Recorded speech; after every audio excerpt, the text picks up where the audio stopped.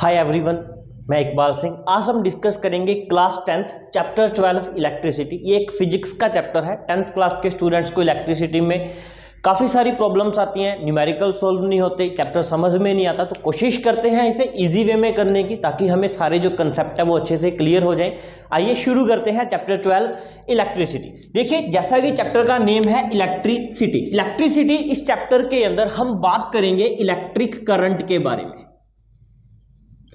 जब भी electric current का नेम आएगा साइंस के अंदर, इलेक्ट्रिक करंट का नेम डायरेक्टली लिंक्ड हो जाएगा चार्ज के साथ। मींस जब भी हम करंट की बात करेंगे, करंट मींस चार्ज।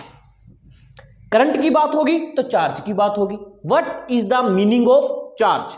हमें पता है, हमने डिस्कस किया chapter 3 metal and non metal में, charge are of two types, cation and anion. एक पॉजिटिव चार्ज होगा और एक नेगेटिव चार्ज होगा। Positive charge are due to by protons, negative charge are due to by electrons. किसी भी atom में जो चार्ज है, पॉजिटिव चार्ज प्रोटॉन्स कैरी करते हैं, नेगेटिव चार्ज इलेक्ट्रॉन्स कैरी करते हैं। जो वैलेंसी वाला पॉजिटिव और नेगेटिव चार्ज है उसमें होता है जो एटम्स इलेक्ट्रॉन को लॉस कर रहा है, मींस वो पॉजिटिव चार्ज कैरी कर रहा है, जो गेन कर रहा है मींस वो नेगेटिव।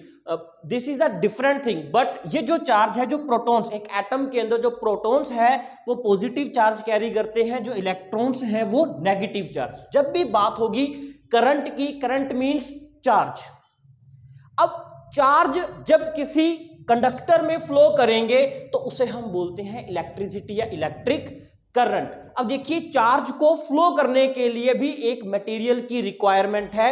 हर एक सब्सटेंस के अंदर जो चार्ज है वो फ्लो नहीं करते। मींस यहां पर हम एक टर्म डिस्कस करेंगे, conductor, and second one is insulator. Now what is the meaning of conductors and insulator? Conductors are those substances which are carry electric current. ऐसे सब्सटेंस जो इलेक्ट्रिक करंट को कैरी करते हैं उन्हें हम कंडक्टर्स बोलते हैं। ऐसे सब्सटेंस जो do not carry electric current, जो इलेक्ट्रिक करंट को कैरी नहीं करते, उन्हें हम इंसुलेटर बोलते हैं। Now which type of substances are carry electric current? कौन से सब्सटेंसेस करंट को कैरी करेंगे और हम उन्हें कंडक्टर्स बोलेंगे? For examples, all metals are good conductor of electricity.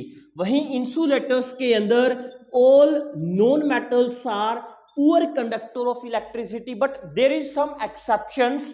Non metal में एक्सेप्शन आ जाता है ग्रेफाइट का। सेकेंड, इंसुलेटर्स के अंदर जो बेस्ट इंसुलेटर है वो है rubber, second one is plastic and third one is wood. These are the insulator and conductors. All metals like copper, silver, these are the good conductor of electric current. Means हम यहां पर देखेंगे, silver is the best conductor of electric current.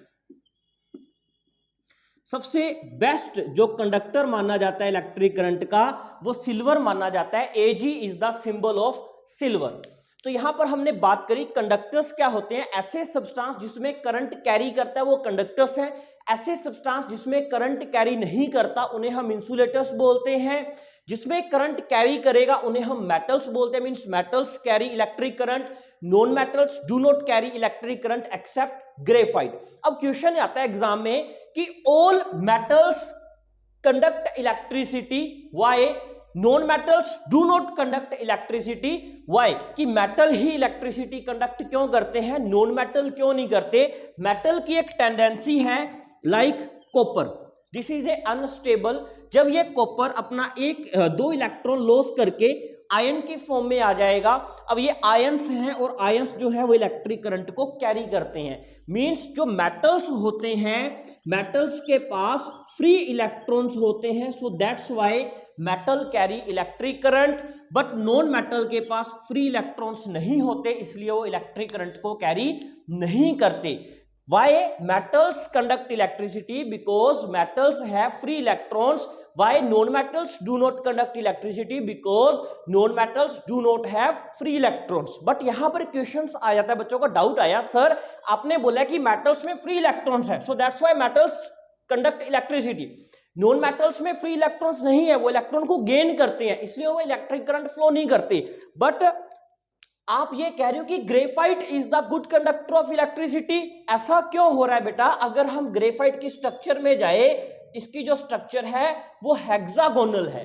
Hexagonal का मतलब 1 carbon bonded with 3 other carbon. एक carbon जो है वो 3 अदर कार्बन से बॉन्डेड है, जबकि एक कार्बन को बॉन्डिंग करने के लिए 4 इलेक्ट्रॉन्स की जरूरत है। तो यहां पर 3 ही उसे मिले, मींस जो 1 इलेक्ट्रॉन है कार्बन का वो फ्री होता है। So that's why graphite is the good conductor of electricity. इसकी स्ट्रक्चरल फिनोमिना के अंदर पता चलता है कि ग्रेफाइट में भी एक फ्री इलेक्ट्रॉन होता है, जब इसकी बॉन्डिंग होती है तो एक इलेक्ट्रॉन की बॉन्डिंग नहीं हो पाती, इसलिए इसे इलेक्ट्रिसिटी का गुड कंडक्टर बोला जाता है। तो हमने डिस्कस किया कंडक्टर्स कौन है, इंसुलेटर्स कौन है। ऐसे सब्सटेंसेस जो इलेक्ट्रिसिटी को कंडक्ट करते हैं उन्हें हम कंडक्टर्स बोलते हैं। ऐसे सब्सटेंस जो इलेक्ट्रिसिटी को कंडक्ट नहीं करते उन्हें हम इंसुलेटर्स बोलते हैं।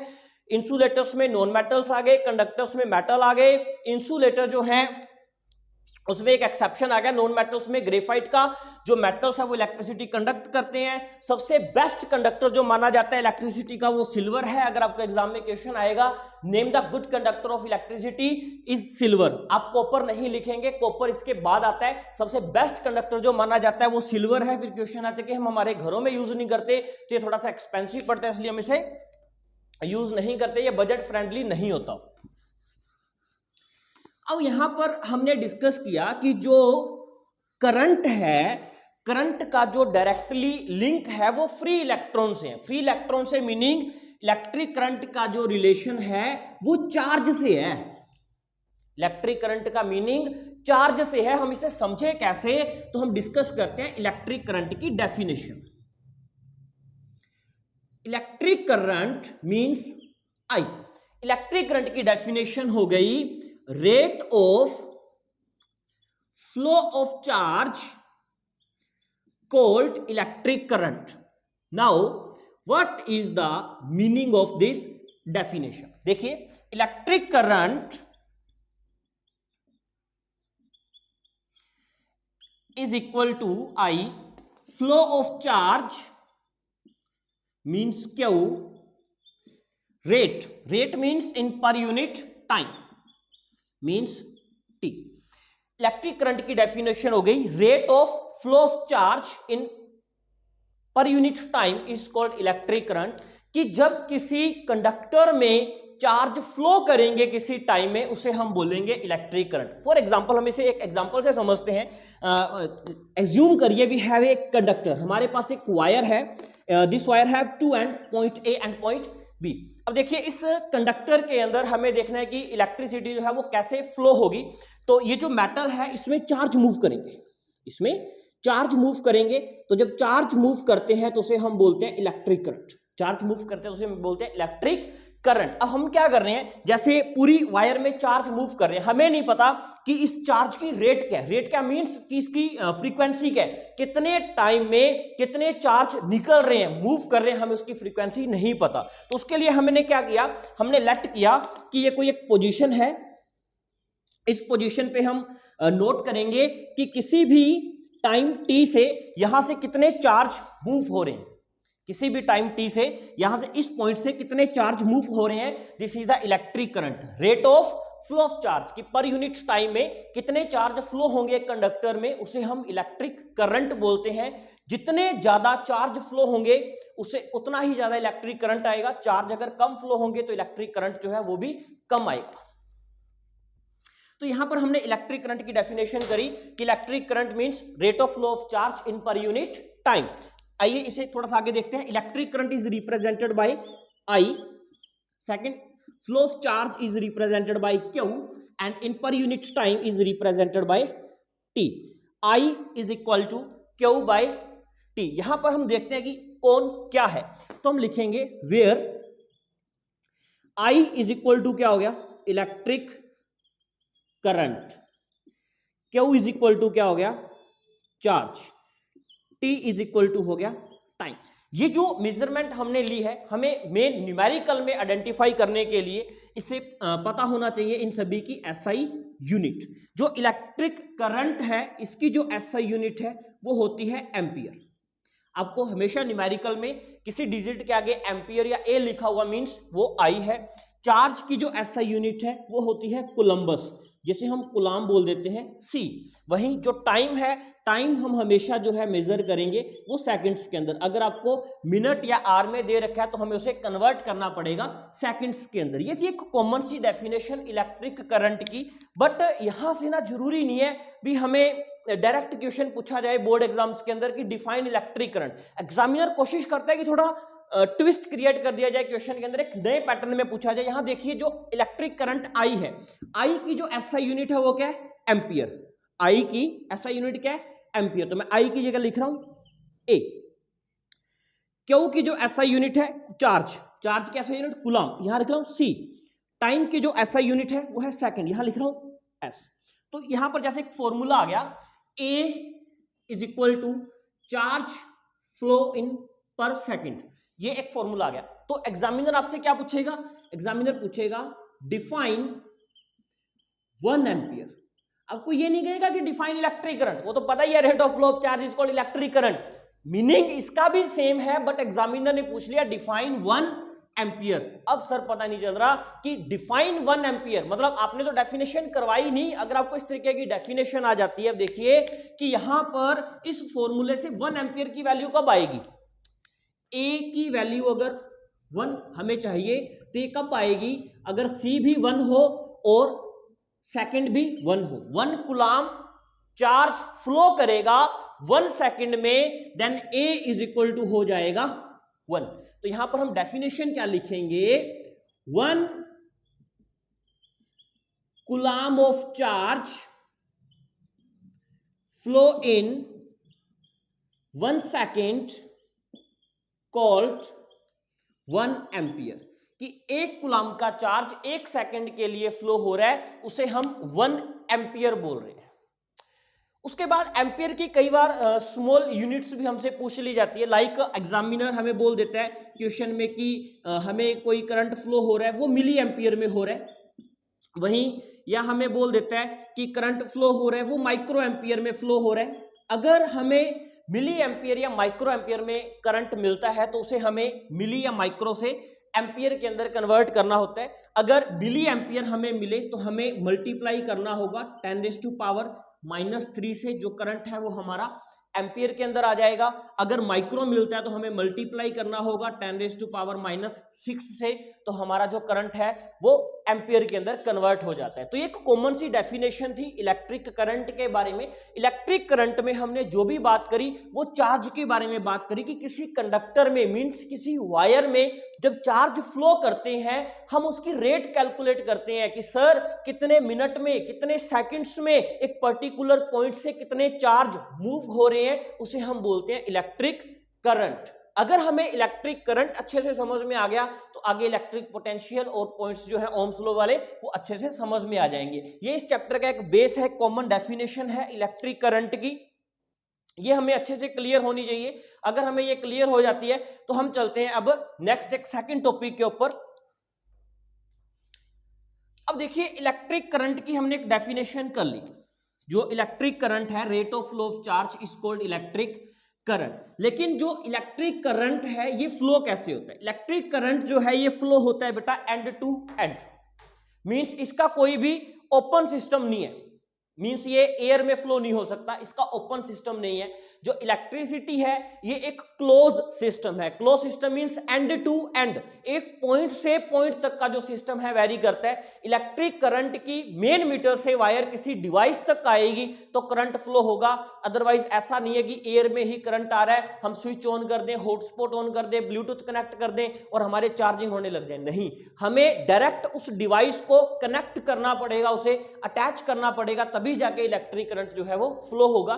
तो इलेक्ट्रिसिटी के लिए हमें यह बात खास ध्यान रखनी है, वो ये है कि electricity flow in A close path called circuit. कि जो इलेक्ट्रिसिटी है वो हमेशा एक क्लोज पाथ में फ्लो होती है और इस क्लोज पाथ को हम बोलते हैं इलेक्ट्रिक सर्किट। सर्किट आपको पता होना चाहिए। देखिए सर्किट होता क्या चाहिए, जस्ट इमेजिन ये जो मैं बना रहा हूं ये मेरे पास एक वायर है, wire have two end, point A and point B. मैंने इस वायर के साथ एक बल्ब को अटैच कर दिया,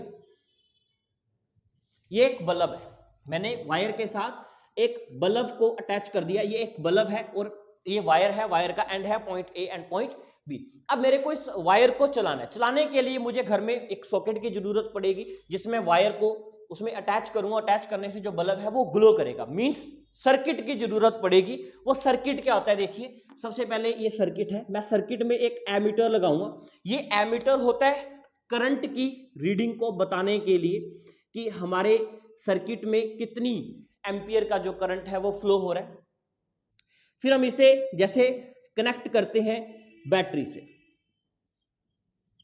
ये जो बड़ा टर्मिनल है इसे हम पॉजिटिव बोलते हैं, ये जो छोटा एंड है इसे हम नेगेटिव। बैटरी का सीन होता है जैसे ये जो एक सिस्टम है, ये एक सेल है, this is the A cell. Cell means ये जो बड़े वाला डंडा है ये पॉजिटिव, छोटे वाला जो है नेगेटिव। अगर हम कॉम्बिनेशन ऑफ सेल कर देंगे मींस देखिए 1 2, एक सेल हो गया 1 2, दूसरा सेल, तीसरा, फोर्थ, ये बहुत सारे सेल्स अगर हमने आपस में कनेक्ट कर दिए तो इसे हम बोलते हैं बैटरी। तो यहां पर ये हमने बैटरी से कनेक्ट किया। बैटरी के बाद ये जो हमने बनाया ये एक की है, की मींस स्विच। अगर इसमें डॉट लगा हुआ है मींस ये अभी ओपन है, अगर इसमें डॉट नहीं लगा मींस अभी ये स्विच जो है ये ऑफ है। उसके बाद इसे हम कनेक्ट कर देते हैं डिवाइस के अंदर। ये एक सर्किट बन गया जो करंट को फ्लो कराएगा। करंट हमेशा एक सर्किट में फ्लो करेगा पॉजिटिव टू नेगेटिव टर्मिनल की तरफ, इस बात का खास ध्यान रखा जाए। ये एक इलेक्ट्रिक सर्किट का डायग्राम है जो आपको एग्जाम में आ सकता है, बनाना आ सकता है, तो ये हमें पता होना चाहिए कि इलेक्ट्रिक सर्किट हम कैसे ड्रॉ करते हैं, आप इसे नोट कर सकते हैं। अभी तक हमने एक फर्स्ट टॉपिक जो है वो क्लियर किया जिसे हमने बोला है electric current. Electric current means rate of flow of charge, कि जब चार्ज किसी कंडक्टर में फ्लो करेंगे उसे हम इलेक्ट्रिक करंट बोलेंगे। वहीं उसी से नेक्स्ट कनेक्टेड जो टॉपिक है वो हम डिस्कस करते हैं। This topic is called electric potential. Electric potential is represented by V। V को अगर हम सिंपल लैंग्वेज में बोलें इसे हम वोल्टेज भी बोल सकते हैं। अलग अलग टीचर्स का इसको एक्सप्लेन करने का जो मेथड है वो एक अलग अलग है, बट मैं इसे एक कॉमन वे में एक्सप्लेन करूंगा। 10th क्लास के लेवल तक हम इसे समझ कैसे सकते हैं। कॉमन वे है 10th क्लास तक का समझने का कि एज्यूम करिए मेरे पास एक वायर है point A two point B। अब इस वायर में करंट फ्लो हो रहा है, मींस क्या फ्लो हो रहे हैं, चार्ज। बहुत सारे जो चार्ज है वो इस वायर में फ्लो हो रहे हैं। मैं फिर कह रहा हूं बहुत सारे टीचर्स का अलग अलग मेथड है। 10th क्लास के लिए समझने के लिए हमें जो मेथड रिक्वायर्ड है this is the best method, कि एक कंडक्टर में बहुत सारे जो चार्ज हैं वो फ्लो कर रहे हैं। मैंने क्या किया, मैंने बहुत सारे चार्ज देखे बट मैंने किसी एक चार्ज के ऊपर ऐसे नजर रख ली कि भाई मैं तो इसे देखूंगा, नजर गाड़ ली, इसको ऑब्जर्व करूंगा। मैंने इस चार्ज को देख लिया, मैंने इस चार्ज को ऑब्जर्व किया, मैंने देखा कि इस चार्ज को पॉइंट ए से चल के पॉइंट बी तक ट्रैवल करने के लिए कितनी मेहनत करनी पड़ी। पॉइंट ए से पॉइंट बी तक ट्रैवल करने के लिए कितनी मेहनत करनी पड़ी, क्योंकि कोई भी चीज जब ट्रैवल करती है, मूव करती है तो उसे वर्क करना पड़ता है, मेहनत करनी पड़ती है। बिना मेहनत के वो वर्क कर ही नहीं सकता, आगे चल ही नहीं सकता। तो एक चार्ज जब मूव करेगा पॉइंट ए टू बी उसे वर्क करना पड़ेगा, मेहनत करनी पड़ेगी। तो उसे कितनी मेहनत करनी पड़ी, वो पोटेंशियल है जिसे हम वोल्टेज बोलते हैं। मींस इलेक्ट्रिक पोटेंशियल की डेफिनेशन आ गई, वर्क डन बाय चार्ज, कि कोई एक चार्ज इंफिनिटी से या point A to point B तक जाने में कितना वर्क करेगा उसे हम बोलेंगे electric potential. Now formula is electric potential means V is equal to work done by charge, work done by charge. Work को समटाइम्स जैसे एनर्जी भी बोल दिया जाता है। ये एग्जामिनर पूछ लेता है कि एनर्जी कैलकुलेट करिए, तो टीचर स्टूडेंट कहता है कि नहीं हमें तो वर्क कैलकुलेट करना सिखाया है, एनर्जी नहीं सिखाई। Energy means ability to do work, work करने की जो एबिलिटी है उसे हम एनर्जी ही बोलते हैं। तो आपसे वर्क पूछा जाए या एनर्जी पूछी जाए, both are the same thing. Electric potential is work done by charge, कि एक चार्ज को point A to point B तक जाने में जो वर्क करना पड़ा उसे हम इलेक्ट्रिक पोटेंशियल बोलते हैं। Means V is equal to work done by charge. अब यहां पर अगर मैं इनकी SI यूनिट की बात करूं तो V इज इक्वल टू हो गया electric potential, W is equal to हो गया work done, and now last one is Q is equal to charge. So electric potential, SI unit of electric potential is volt represented by V। Work done, electric SI unit of work is joule represented by J। Charge SI unit is coulomb, Columbus, C।